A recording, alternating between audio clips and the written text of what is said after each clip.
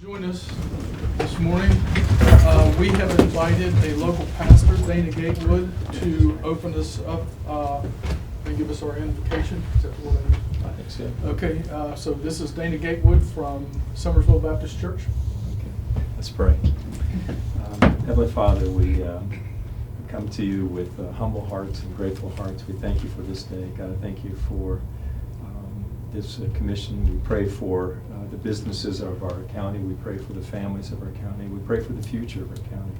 Lord, help us to be good stewards of the resources that we have. Help us to be good stewards of the time that we have this morning. And we pray that we would accomplish your will. Lord, we ask this in Jesus Christ's name. Amen. Amen. Pledge allegiance To the flag of the United States of America and to the republic for which it stands, one nation, under God, indivisible, with liberty and justice for all. Thank you, Dana. Okay, good morning. I'd like to open up Recording in this. progress. Good morning. I'd like to open up this meeting of the Nicholas County Commission on Wednesday, January 22nd, 2025. And I'm going to go through the motions first. One of you guys would like to begin on the motions? Make a motion to review and waive the reading of the January 8th, 2025 minutes. Approved accordingly. There's a motion on the floor. Any discussion? All in favor? Aye. The motion has moved. One review of the exonerations as presented by the Nicholas County Assessor and move to approve accordingly. There's a motion on the floor. Any discussion? All in favor? Aye. Motion has moved. I'm not used to writing Gary and Garrett on motions. Upon review of the estate and fiduciary matters as presented by the Nicholas County Clerk, I move to approve accordingly unless otherwise noted. There's a motion on the floor. Any discussion? All in favor? Aye. Aye. Motion is moved. Upon submission of budget revisions received from the elected officials and department heads, the commission will take appropriate action as deemed necessary. There's a motion on the floor. Is there any discussion? All in favor? Aye. Motion is moved. Upon review of invoices as submitted by various departmental offices, the commission will take the appropriate action as deemed necessary. There's a motion on the floor. Any discussion? All in favor? Aye. Motion is moved. Next, we'll drop down to, there's apparently an office expiring for the Nicholas County Fire Board. Yes, I would like to, unless you all have a recommendation, I'd like to table that because Mr. Workman has not been able to, for health reasons, be able to attend the meetings and was interested in seeing another person be appointed. Motion's on the floor to table that. All in favor? Aye. Aye. Motion is carried. Historic Land Commission, we have two expiring. Three expiring? Yes. Dr. Rhonda White, Mr. Bob Johnson, and Mr. John Snyder. I'd like to make a motion that we reappoint each of those. Okay, there's a motion on the floor to reappoint Dr. Rhonda White, Mr. Bob Johnson, Mr. Johnson Snyder to 3-year terms on the Nicholas County Landmark Commission. All those in favor? Aye. Motion is carried. There's also that's Bonfire expired too? On the Historical and Genealogical Society, Joseph Strickland, term of office expiring February 22. And we would like a motion or anything on that. Does anybody know anything? I'll make a motion to reappoint Mr. Joseph Strickland to a 1-year term expiring February 22nd, 2026 to the Historical Society and Genealogical Society as presented. There's a motion on the floor. Any discussion? All those in favor? Aye. Motion carried. Okay, we have public comment coming up next, and we have Jenna Belcher from NRG RDA that would like to just introduce herself and Sure. Any particular place I need to stand or speak into? don't block the camera. You're right to get that. Okay. We're working on expanding the room. No, this is awesome. I appreciate you guys taking some of the feedback and that was heard and getting some live streaming. I'm Jenna Belcher. I just wanted to come and introduce myself. NRGRDA, or New River Gorge Regional Development Authority's name, has been heard a lot recently in Nicholas County, but I feel like we have not done a great job introducing ourselves to the communities. Nicholas County has been part of NRGRDA for 36 years, so this is not new. But we're very excited about the new and recent collaboration and support that we're receiving from the commission. As mentioned before, Commissioner Chapman does sit on our board as a Nicholas County member, and we also have Tamara Mullins and Anita Groves that represent Nicholas County on our 4-county board. We are committed to moving forward in a positive manner with the community in Nicholas County. So over the next year, we're going to be scheduling some workshops, some community sessions, some listening sessions, and we also are building a new office in Summersville in the Mid-State Plaza. So we will have staff here full-time. We have offices in, main offices in Raleigh County, and we'll now have a main office here in Summersville as well. So I just wanted to allow the community to put a face with the name and to stand ready to support community projects, economic development projects, and do so in a collaborative manner moving forward. So appreciate you guys having me here today and looking forward to working on projects with you all. Could I ask some Thanks. questions? Yes. Sure. So some quick questions. Yeah. You all were involved in the nursing home coming to Summersville. We were, yes. You're involved in keeping SMR in Richwood. We are. Which we finally got some results back on. Absolutely, yes. You all were involved in the The Stave Mill. Stave located- Mill, thank you, Correct. you're reading my mind. So clearly, NRGRDA has been a partner for a long time. They've done a lot for this county and should be recognized for that. And it's unfortunate that things were miscued.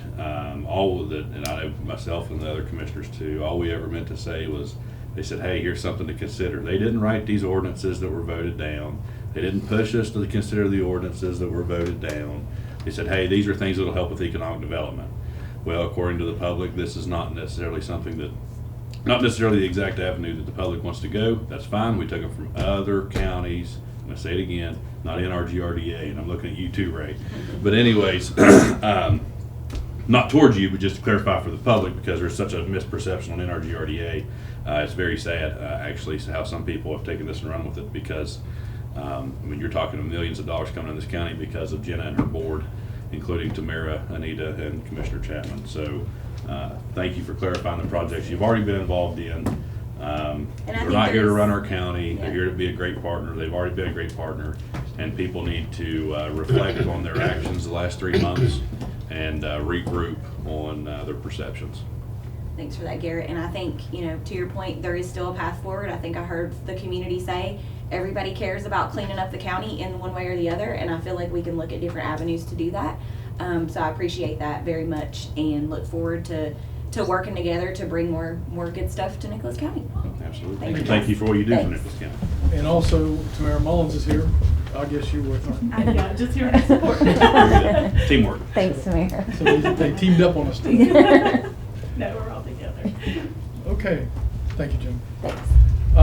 Now we have the city of Summersville, through the voice of Lieutenant Alec Anderson, has came to us on our new building that we have been gifted with to do some training for law enforcement officers, which will also include our deputies, the city officers, state officers. So we need to open that up for discussion.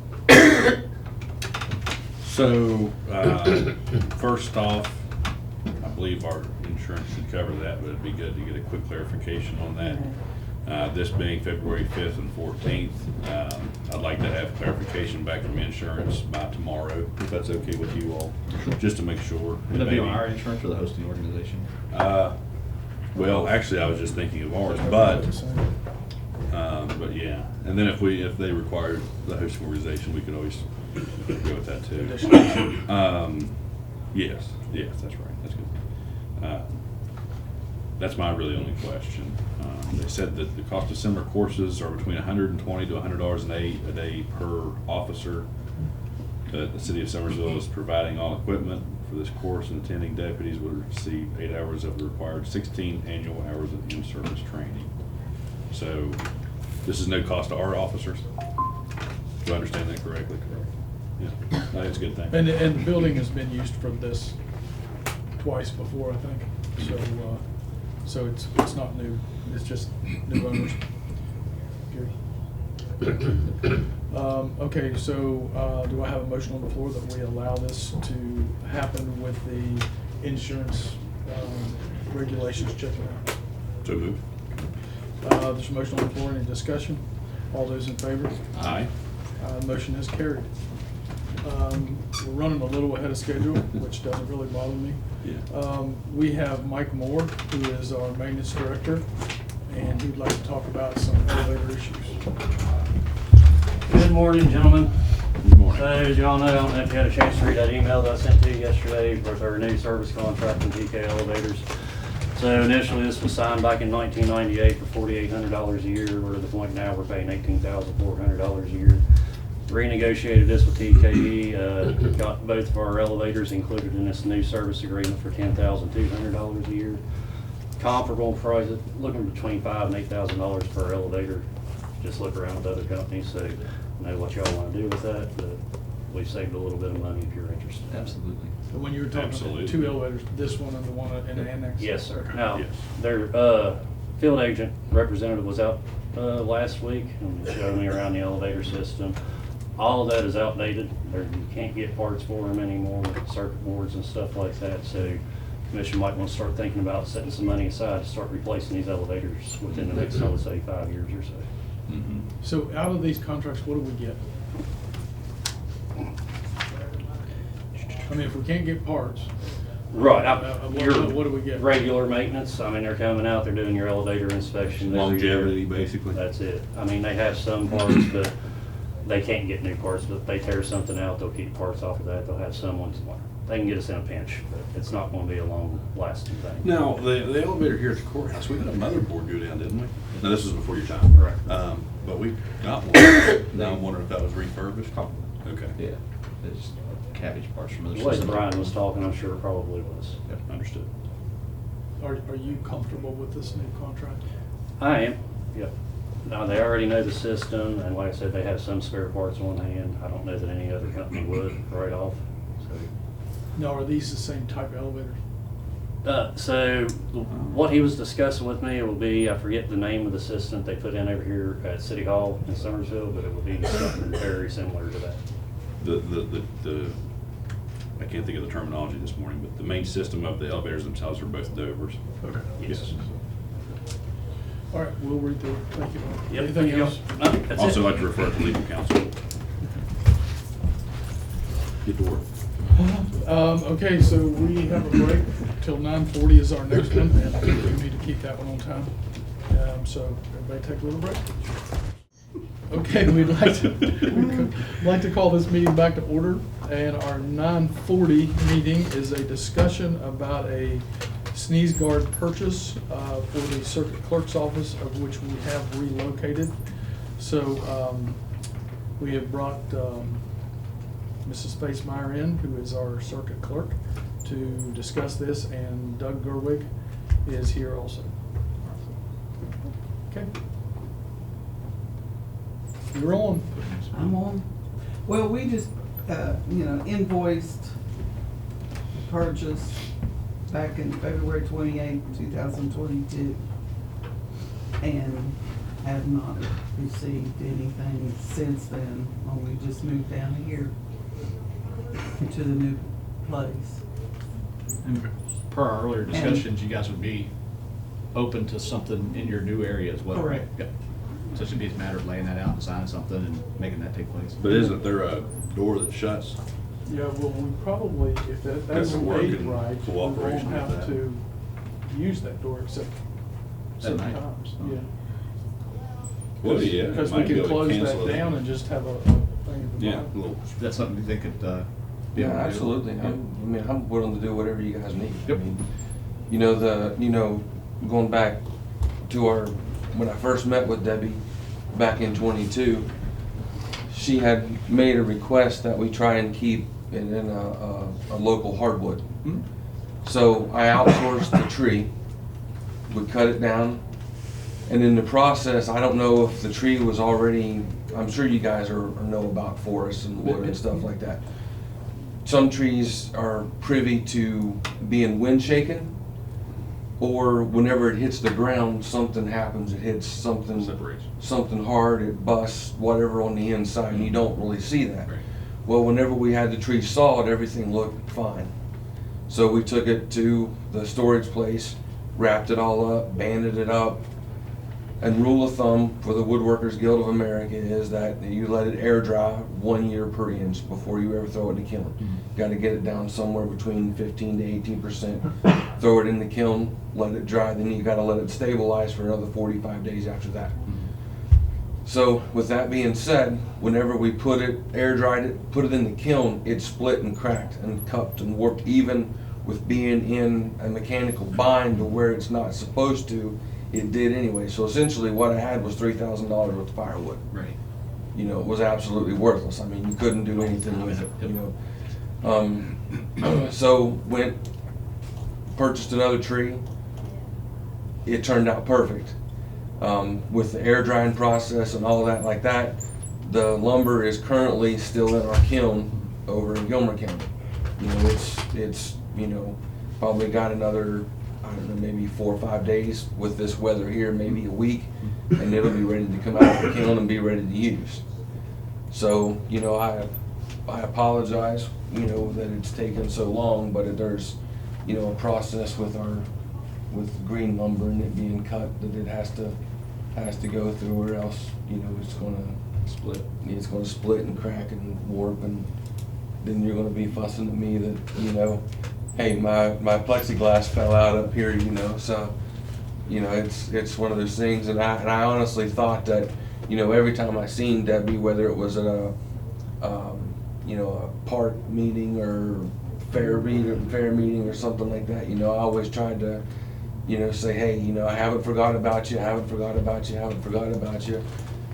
But, you know, I understand. But then whenever I got the letter in the mail, it was already after the commission meeting, you know, and it was like, so I'm like, what do I do? And then I got another letter, and it was like a week and a half, almost 2 weeks after the meeting, and so that's when I sent you three the text and then sent you guys the email. Right.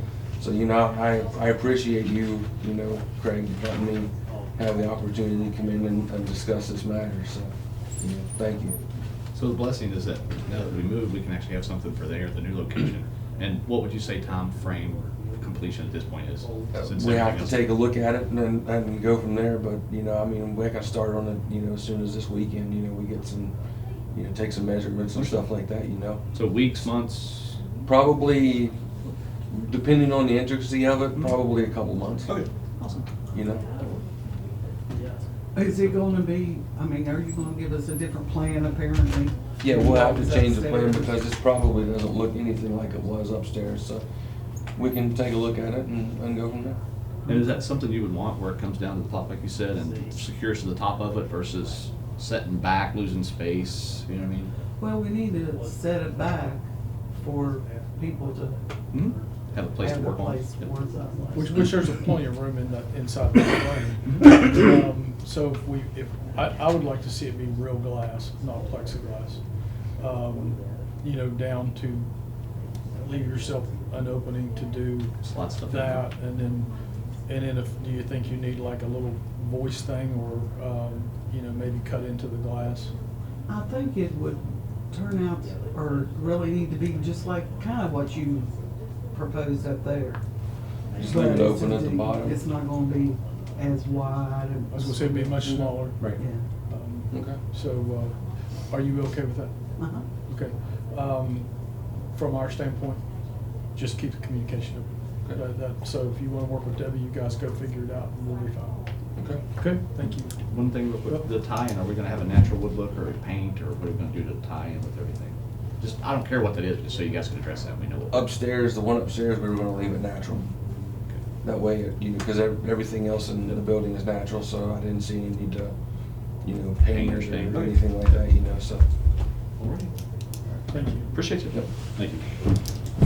Thanks, Debbie. Thank you, guys.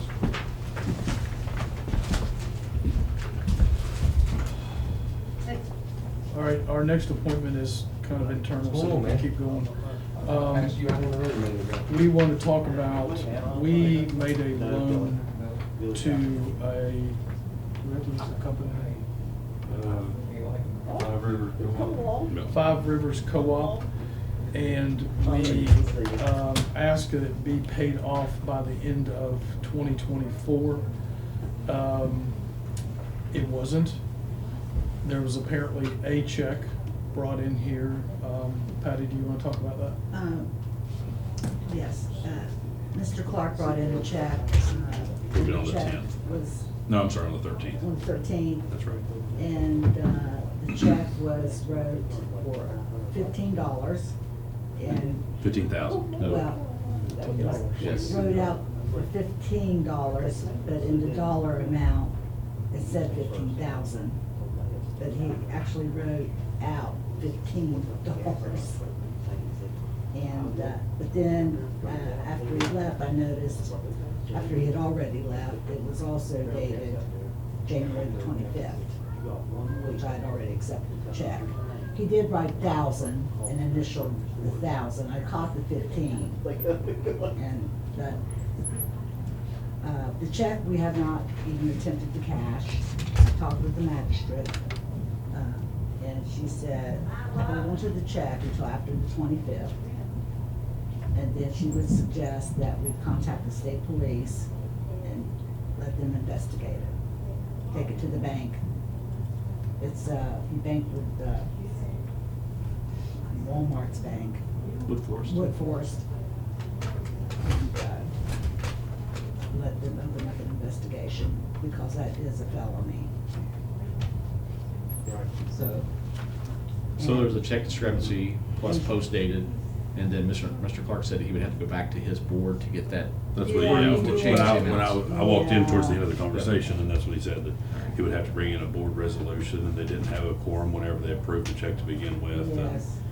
Some But other it's been one matters, delay but- after another Right. delay, I mean, The last communication, I think we were supposed to get a check for 15,000 on the 3rd or 4th of December, and then the remaining Yeah. balance on the 17th. It was the 2 December meetings, somewhere around those. exactly. Okay. It's just a continuous delay on his Right. part. And ample notice went out. We've sent multiple notifications out to him through the law firm. What would be his process of repossession? Is this for what? Repossession? Repo? The loan was used to buy a tractor. Yes. Problem with that is, did we list that as the security? You'd have to file civil action based on the fraudulent check, get a judgment, and then attach it For the retrieving to the get the equipment? tractor, yeah. Unless you had a lien placed on it to secure the loan. No one can find the tractor is the big deal. Don't know if there ever was one. So what Patty said, should we wait till the 25th and then have an officer take it to the bank and see if it's, Absolutely. You gotta wait till 25th, or, I mean, today's the 22nd. but it's post-dated to the Yeah, it's 25th? posted. Oh. Yeah, you can't negotiate. Which technically is a loan, right? He's really supposed to write a new check on the 25th. Isn't that? Well, that's the true, law? because that check's not even approved by the board. Especially since there's a discrepancy in the written amount and the stated amount in the numbers, numeric and the alpha. The bank may not take it. I mean, but that'd probably be our first step, is on the 25th.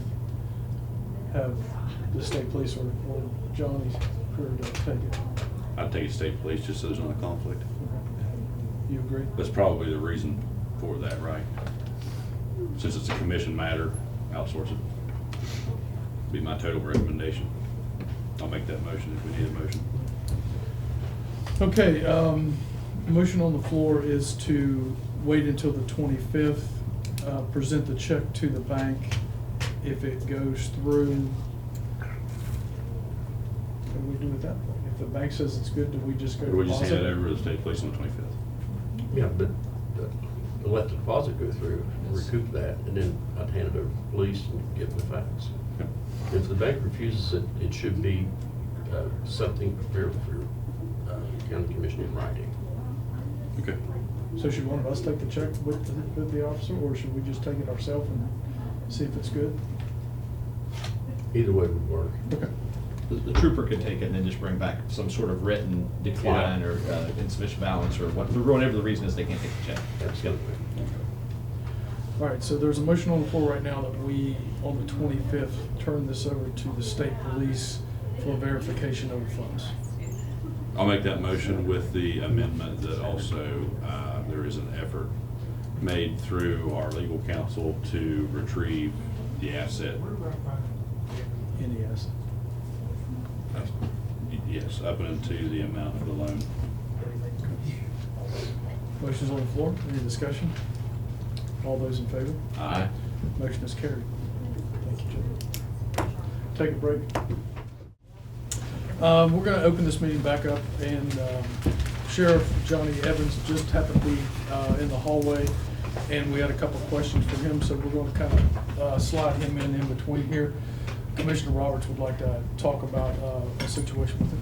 So it's came to my attention that over the past couple of weeks, we've had 2 people come up missing for multiple days in the area. We had one from Webster County, which unfortunately she was located and not in the best of situations. But we have a Matthew Clay in Craigsville that's been missing for about 11 or 12 days. He was in a motor vehicle accident. They found tracks we had left there. And one thing I wanted the general public to understand is that we don't take that very lightly. And when we finally found that there was going to be some sort of initiative going on and it was official, I think the tracks, when I talked with Sheriff Evans, the tracks are going to be older than our capabilities are. And just wanted to kind of see if you could give us a quick update on that. Yeah, I've been in contact with Sergeant White. The state police is working that investigation. Trooper Schaefer is investigating officer. I did talk to a lady there yesterday that was concerned and told her that I even checked with our Sergeant Dietz, who's our canine handler.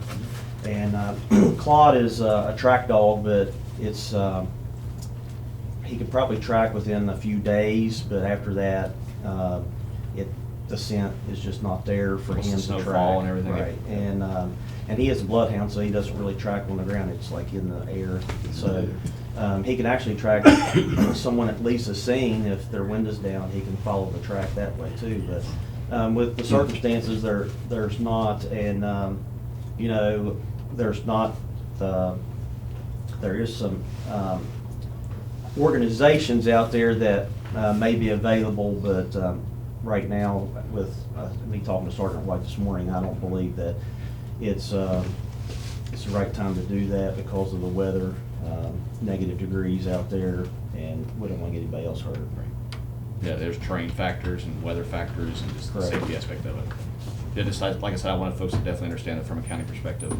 Any resources we have, we put towards it, but it's Yeah, just beyond our from the sheriff's capabilities. department standpoint, I reach out to them to let them know that we're available for them. If they need us to do anything, they can let us know, and we're on the same page on that, so, State police investigating. yes. Do they have anything, any kind of leads or anything, or is it just a blank? No. There's no charges that's been filed. There's no warrants on Mr. Clay. So There's no reason for him to be hiding or anything. So if anybody knows where he's at and he's scared or something like that, then he could just call his parents and let them know that he's all right. Yes. Hopefully that's the case. Thank you, sir. Thanks. Definitely appreciate it. All right, thank you. Okay, we'll move on to our next 10 o'clock. We're close enough. We have Miss Cassie Lawson, and she is here on Region 4 Planning and Development. She's our usual number 50 commissioner. Great. Rock star.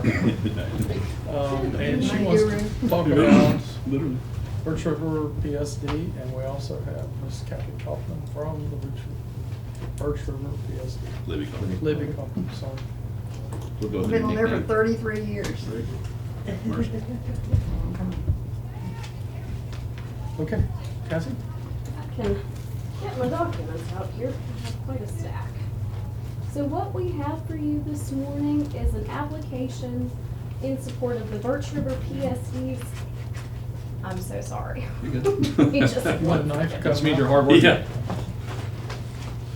I think I have a couple of files stuck together. Okay, now we're getting somewhere. The Birch River PSD's Keeners Ridge Waterline Extension Project. At a prior meeting, the commission agreed to sponsor the Birch River PSD in their pursuit of funding for this application. The Community Development Block Grant Program will not make awards directly to a public service district. They have to be sponsored by their local county commission. And so that is what we have for your consideration today. The Keeners Ridge Waterline Extension Project will serve approximately 29 customers in the Keeners Ridge area.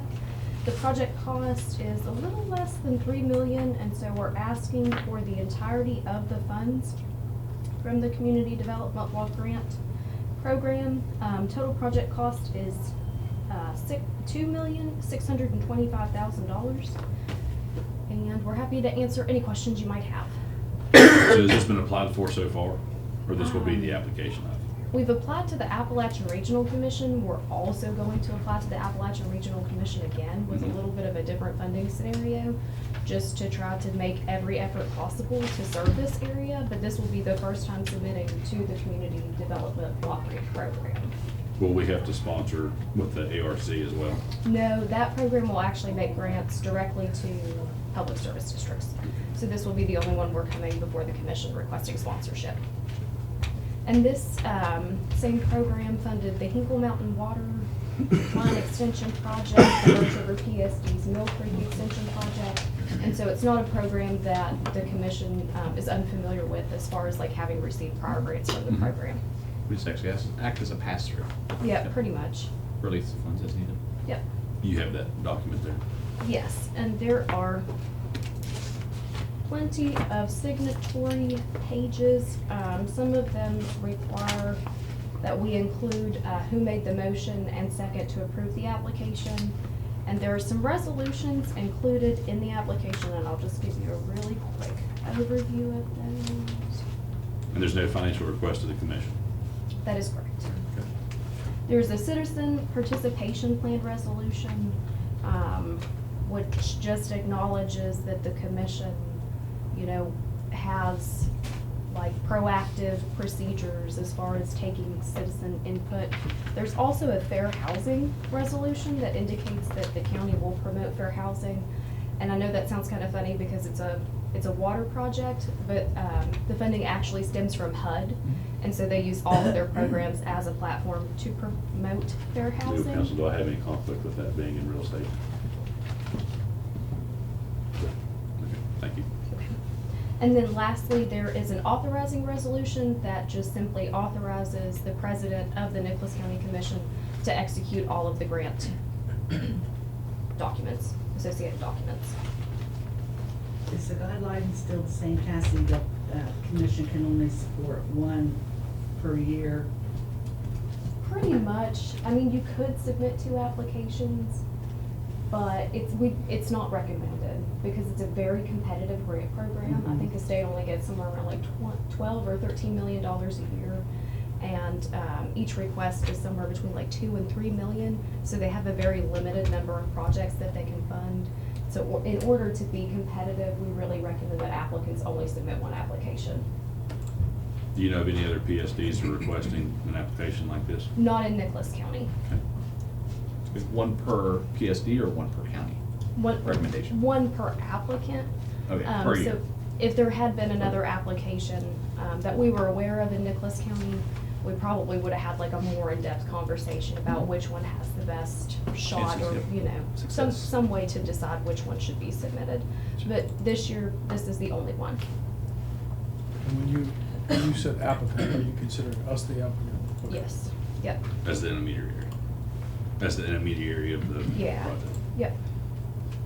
Okay. So what do you need from us? Motion? Motion a second, and we'll fill all that in if you will just execute. And I think most of the signature pages are for you, President Chapman, and then maybe there's a place to witness, and that can be, I don't know, Bobby, if you want to do that, that would be great. Okay, I'll make that motion. Okay, there's a motion on the floor. Is there any discussion? You need a second? I'll second. All those in favor? Aye. Motion has carried.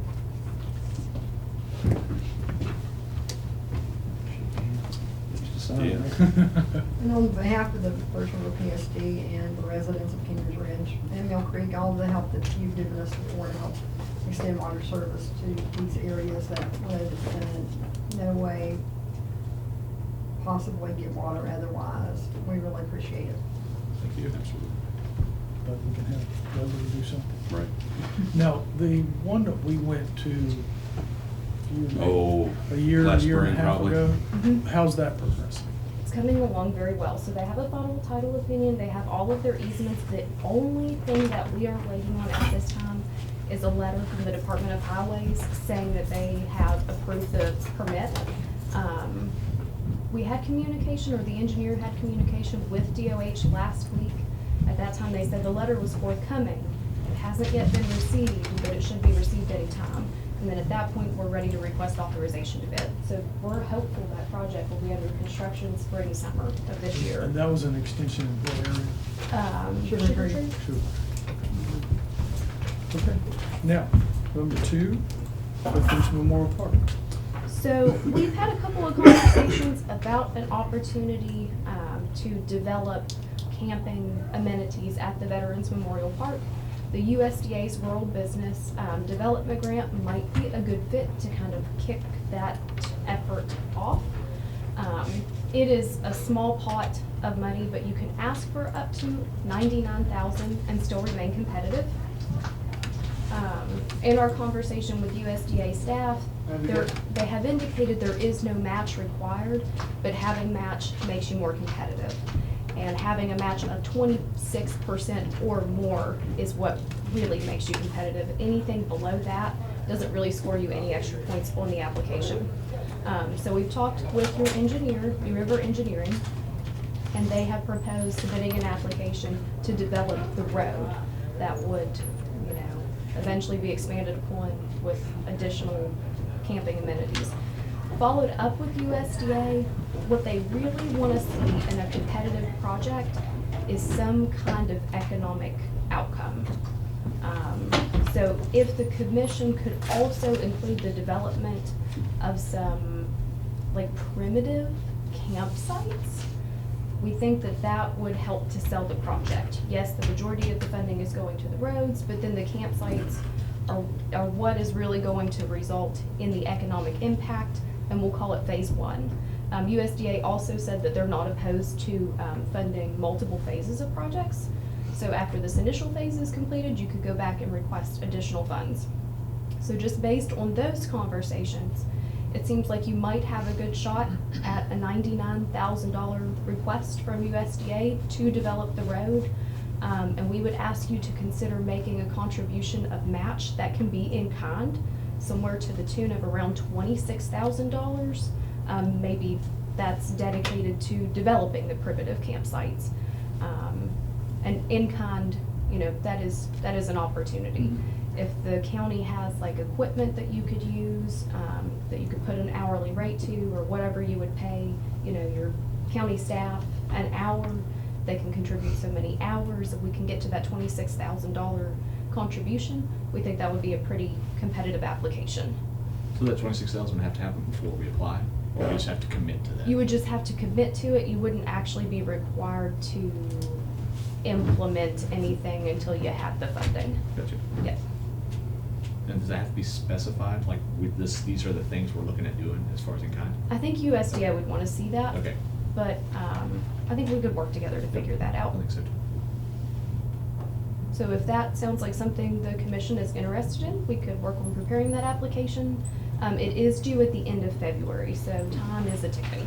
It'd be my request to consider $40,000 of coal severance to be committed from the commission for the campsite development, contingent upon the award of the grant to assist with road development.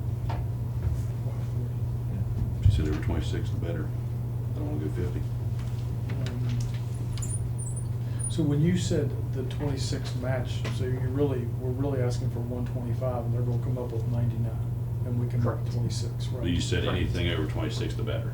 26 or above, 26% or above.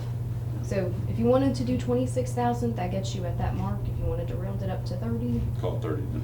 So, and I know we're gonna have to, in order to do this campground thing, we've got to upgrade the sewer pump down there below the barn.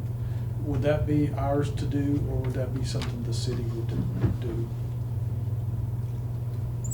Or is that a negotiation between us and the city? Yeah. I have to do a little bit more research on that. Typically, the utility owns its, equipment, but I think it's a different situation, like at the high school, where maybe that pump station isn't actually owned by the utility, so I don't know if, what the situation is at the park. But we could have some conversations to figure that out. I just wondered if that could be, some of the money go to that? Or do you think it would have to go to the campgrounds, to the campsites? We have to have some kind of finite way to tie economic development to the request. I think the campgrounds is the only way to do that. And I don't know that you could do the pump station and the road for $100,000. If we could agree on an application, $99,000 from Rural Business Development Grant, $30,000 match from the commission, between now and the submission date, we could fine tune those details.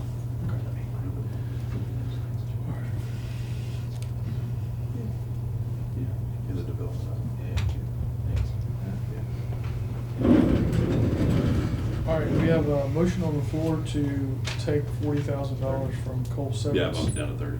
Unless you $30,000 from Cole Severance to, Actually, Cole reallocated, not to make it too complicated. well, that's actually economic development. Absolutely. So from Cole reallocation, to help this project on, so we'll commit to $30,000 to, and for you to invest. So there's a motion on the floor, is there any discussion? And just to clarify once more, as Commissioner Chapman stated, it's contingent upon the award of this grant. Is my motion. Good call. Any discussion? All those in favor? Aye. Motion has carried. And if it is not awarded, if we're not successful in the grant being awarded to the commission, you could always, decide next year, same time, whether you want to reapply and, put those monies back into the pot. Thank you. Now, Hinkle Mountain Broadband. We have for your consideration resolution number 21 for the Hinkle Mountain Broadband Expansion Project. We haven't done a drawdown on this project for a while, so some of the invoices are a little dated, but they have asked us to spend a little bit of money just to keep the project active in their system. We have Region 4 administrative fees from May and June of 2022 totaling $311.11, and reimbursement to the Nicholas County Commission for some of the Mon Power pole attachment fees that you've received over the course of the last couple of years, totaling $675.14. All invoices combined is $986.25. And we have requested authorization to bid on this project. The Department of Highways permit has been received. Everything, as far as we know, has been submitted to the development office. Tried to give them a call on the way here today to ask them the status of review. Didn't get a hold of them, left a message, but hopefully we'll also see this project under construction this summer. I'll make a motion to approve. Motion's on the floor, any discussion? All those in favor? Aye. Motion has carried. Very good.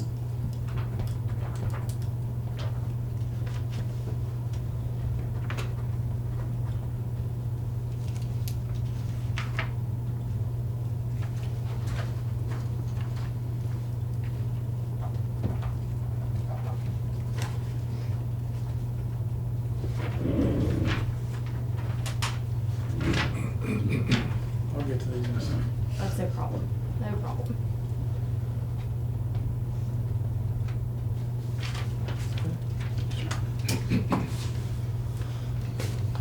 No, he's gone, so we're doing good, thought we missed it.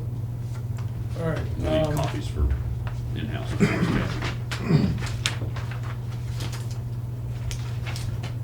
Okay, is there anything else? Ms. Lawson? I think that's it.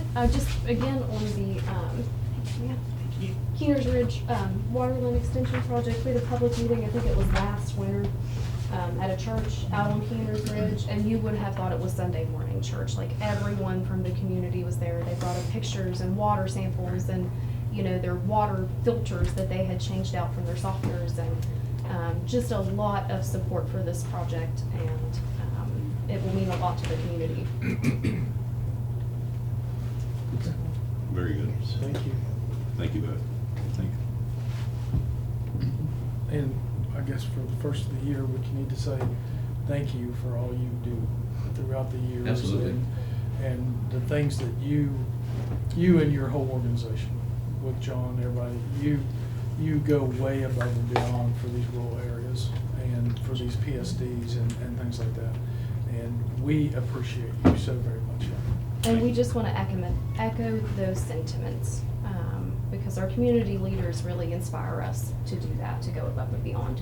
Yeah. And to do, like you said, to have that meeting in that church and that, it's all worth it at that moment, isn't it?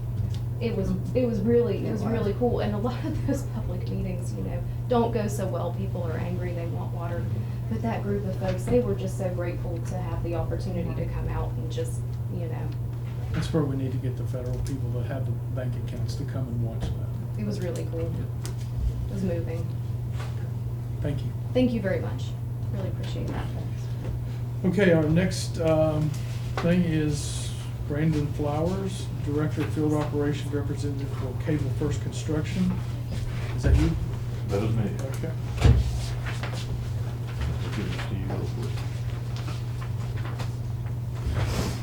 As you stated, my name is Brandon Flowers. I'm the Director of Field Operations for Cable First Construction. We are a Virginia-based company with operations in West Virginia. What we do is, exactly as it sounds, we build fiber to the home networks throughout the country. Our specific focus now is West Virginia. I'm from here, born and raised in Putnam County, live in Kanawha County. I've been around the state, talking to different county commissions, different local officials on the broadband expansion initiative that's happening in West Virginia through the BEAD funding that's coming from the federal government. I work closely with the West Virginia Office of Technology and the West Virginia Broadband Commission that's headed by Kelly Workman. And I'm going to go through some of the list on my paper so I don't talk to you guys in circles. We're a full-scale national service provider for different companies. We work for Verizon, AT&T, Frontier, Chantel, Altice, Charter Spectrum, Comcast, T-Mobile, Sprint. The list goes on. What we essentially do is we're classified as two different ways. We're a construction company, and then we're also a EPC, which is an engineering, procurement, and construction company. We do it one of two ways. We go to the customer, they have a plan, we build it. Or the customer has an idea, we engineer it, we procure the materials, and then we build it that way. So, it's just a little formality on classification on how people see us. More importantly, the reason why I'm here is I'm here for the West Virginia Initiative. This is my baby, this is my state, and we've committed to the West Virginia Office of Broadband to put fiber to the last home in the state, in conjunction with other companies, of course. My role so far with West Virginia is making sure that when the federal money, local money is rolled out to these contractors, they are doing this by the book. There's going to be a lot of companies coming in West Virginia that don't qualify to be here. They're not licensed. In order to do business in West Virginia under this type of work, you have to be a licensed contractor under the specialty clause. They electrical, plumbing, whatever. They got a specialty slot that we fall under. You got to be registered with the Secretary of State. That way, West Virginia gets their cut. There's a lot of companies that come in, they build. They're an out-of-state company. They're not registered. That money goes right back out of state. I'm trying to stop that. My company, we are a licensed contractor for West Virginia. We are registered with the Secretary of State, and we would like to be able to build as much of this as we can, but put the money back into the local communities. West Virginia is grossly behind in broadband accessibility. I do this in about 30 other states, and this is probably the most lacking state. It affects the kids who have to do remote learning. It's just not available to everybody. So, that's the initiative from the broadband office of the state, is to make sure everybody has it. Somebody's got to build it.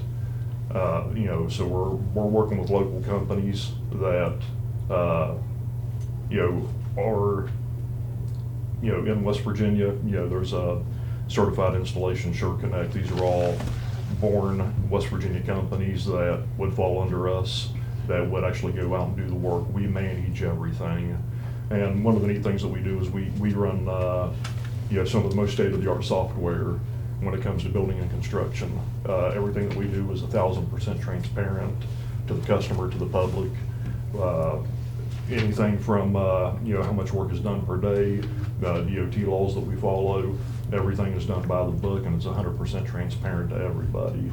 So I wanted, you know, first thank you guys for allowing me to come in and speak, and, you know, let you know what Cable First is here to do for the state of West Virginia and the local communities, you know. And, you know, we do things like, you know, Kanawha County, I'm from Elkview. You know, one of the things we've done with the community there is wrestling uniforms for Elkview Middle. Yeah, we do, West Virginia has a travel football program that takes place at Shawnee Park in Institute, West Virginia. That serves a lot of low-income areas, west side of Charleston, South Charleston. A lot of these kids won't be able to play. So, you know, we sponsor a lot of those kids for uniforms, travel, you know, concessions when they're there. So, you know, we just, you know, slide that money over into that pool and, you know, try to give back to the community the best way we can. You know, if there's anything that you got, you know, my contact information is here. I'm gonna leave a couple of these flyers, some cards. If there's any question about what it is we can do for this county, the next county surrounding, you know, I'd be happy to answer anything.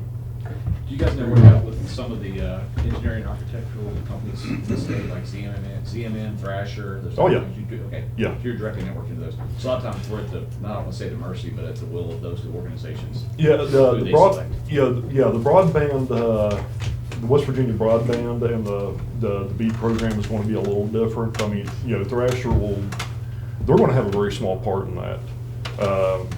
You know, it's going to be other companies, you know, that, of course, you know, you guys got your piece from the USDA, but from the BEAD funding, that's going to go directly to the ISPs.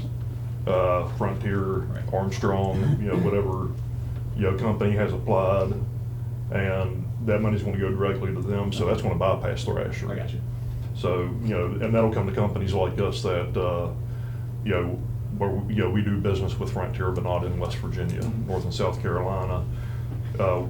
We build everything for them. You know, Charter's the same way. They get, you know, grant money from whatever avenue they apply for it. It goes to companies like us that will engineer, build, maintain, and, you know, and the great thing is you know, the more fiber that comes into the state of West Virginia, the more jobs that's going to open up. You know, the more line miles you have, the more guys you got to have to maintain it. So, yeah, you know, the companies that I'm going to be working with, you know, the local companies, certified installations, SureConnect, you know, those guys are going to be able to expand their workforce to be able to maintain these line miles of, you know, new fiber. And, you know, it's a win, you know, all the way around. Other than that, that's it. Thank you guys very much. Appreciate it. Okay, at the request of Commissioner Cole, would like to talk about a maintenance plan. Yes, so I did meet with legal counsel after our last meeting, and just to discuss how they can go about it legally, so on and so forth, concerning a contract with former maintenance director Rodney McClung to be around as a resource for our new maintenance director, Mr. Michael Moore, just to help you know, understand facilities, any questions, so on and so forth, be an extra set of hands as needed from here and there for a certain amount of time. And so if council would like to explain a little bit of what come out of those discussions. If the commission's willing, we probably ought to do this in an executive session, because this is a personnel thing. We've uncovered some issues we need to discuss with the commission. Okay. Do you have commissioners' comments at the end? Okay, I would like to request a motion. You gave me the. Oh, okay. Well, here I'll go. I move into executive session pursuant to West Virginia Code 6-9A-4. And my motion is 10:26 a.m. and legal counsel, clerk painter, and the commission retained the room. Okay, there's a motion on the floor. Is there any discussion? All those in favor? Aye. Motion is carried. Call this meeting back to order. The only thing we have left, we need to I have a vote motion to come out exit of executive session. It's 11:06 a.m. The notices were made during executive session. All in favor? Aye. Motion carries. The next thing on the agenda will be commissioners' comments. Does anyone have any? Want to commend my counterparts,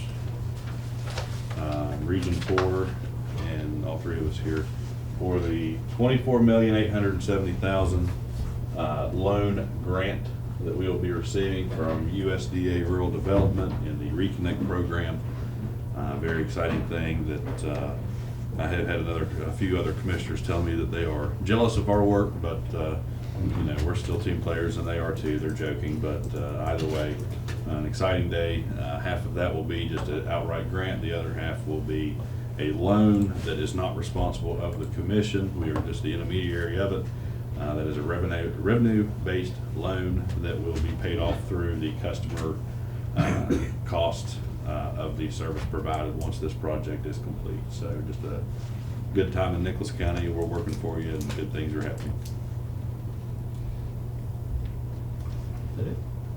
Okay. So one of the things I want to bring up today is, you know, during the hearings we received a lot of feedback from the residents of Nicholas County, and one of those was conditions of the courthouse, presentations, professionalism. You know, some of the side conversations I had, basically, and I don't mean this in a mean way, but you know, we were kind of told, you know, get your act cleaned up before you start stepping outside and telling us to clean our act up. So one of the things that I want to do is propose that 2025 will be a cleanup period in the courthouse. That's all offices, all staff, all equipment. We want everything out of this courthouse that doesn't belong in this courthouse. It's outdated, that's junk, that's whatever the case is. Hopefully over the next meeting or so, we can set up a time that we can have a shred company come in, so we'll put a deadline. We'll ask each department head and elected to have anything that needs shredded out by a date. And we would stage dumpsters, do all that type of stuff. We're actually working with partners that we have over at the WVU Extension Building, and all folks inside the courthouse. We want to address that.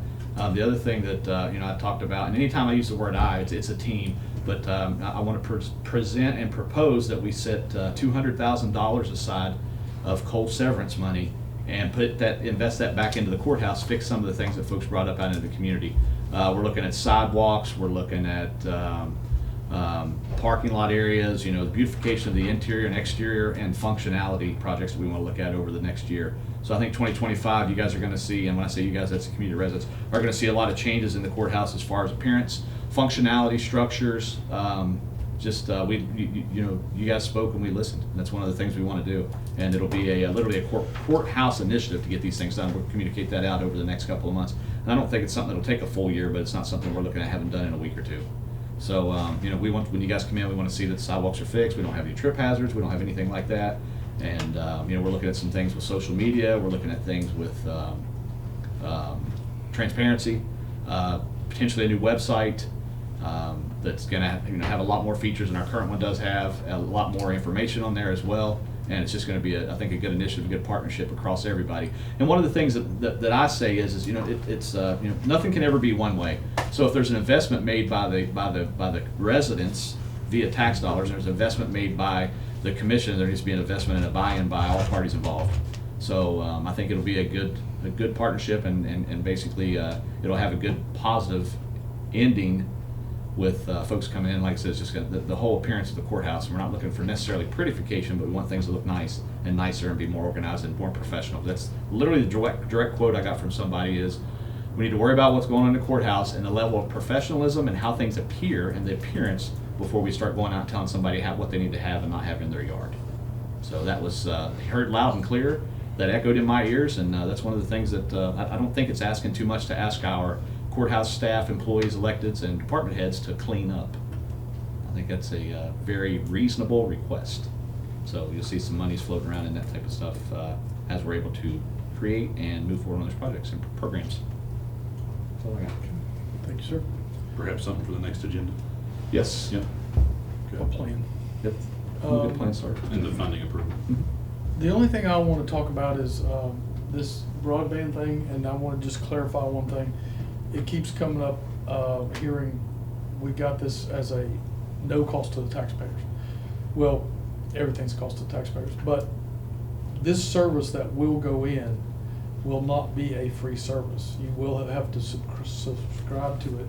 This money we got is to make sure it makes it to your house, to your neighborhood. But it's just like a phone bill, a power bill, anything else. Once you subscribe to that, there will be a service charge of that. So Installation's I just free. want to make sure it is very clear that everybody's not going to have free internet. So that's all. I did have one more thing. So one of the other things we want to do in a cost-cutting initiative is we want to do an assessment on every contract that we have in the courthouse, everything. I don't care what it is. We need to review those things over probably the first half of the year. Director Moore just came in with hopefully an $8,000 savings. And one of the things we spoke about with many times, we've actually heard this feedback in the courthouse, is the average courthouse employee makes somewhere between $28,000 and $31,000 a year, $32,000 a year. That's average. The way we get that number up is we cut costs. That's, I mean, jail bill, contracts, you know, like I said, just saved us hopefully $8,000 a year, and all it took was a phone call. So we're going to do a full audit on every contract in the courthouse that we can locate. We have duplication of efforts. We have contracts that are outdated. We have contracts that we don't even know what we're paying for. And I don't. It's not a blame game at this point because, you know, it's always easy to armchair quarterback something. But I take it as more than assessing blame is owning the fact that as moving forward, we are assigned to be fiduciaries of the county assets, which are the taxpayer dollars. And the way we expand those, maximize those, and make sure that we're taking care of our residents and our employees are by making sure that we can capture and retain as much as we can, and weed out all the unnecessary aspects of the contracts. So that's taking on that as a project and owning it. Okay. One other thing I'd like to request for the next agenda, and it's okay, have Ms. Neff prepare a agenda item with the circuit judges and prosecutor concerning the jail bill.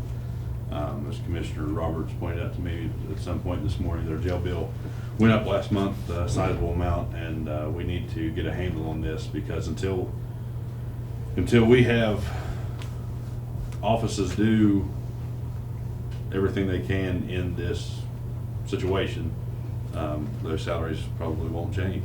A lot of things will not change. And it's unfortunate, but it's just the nature of the beast of how the state government has laid this upon the hands of the commission.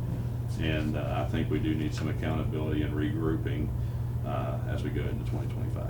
Do you want to pull in the public defenders or just? I mean, that's fine. I mean, yeah, I'm totally open to however. Invitation. Yeah. I'll put that. Okay. And for the record, because I know this is going to come out, there is no, I'm going to say it, and these guys can speak on their own as well. There's nobody saying we don't want anybody convicted. If you deserve to go to jail, you deserve to go to jail. You just don't need to be sitting there for 4 or 5 days or 10 days or 15 days or 45 days or 300 and some days. If you deserve to go to jail, you'll go to jail. We're not asking that, you know, because they said, I think there was some rumors went out last round that the commission had demanded that only felonies be prosecuted and put in jail. That was an absolute lie, and that's still a lie. So you're going to hear it. This is on the record, and I'll let the other 2 commissioners speak on their behalf as far as that. Nobody's going to tell anybody not to put anybody in jail. It doesn't need to be there before that rumor even starts. Yeah. And so, I mean, if they're to be arrested, arrest them. Thank you. But we want to move them through the system.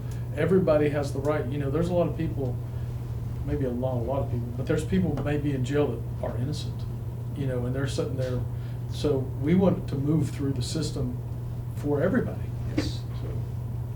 Right. Well, yeah, just a general principle of law and order, but effective order to go through that process and basically assign them if they are innocent. That should be proven, and if it can't be proven, then they're moved over to the state bill, and the state pays the bill. Yep.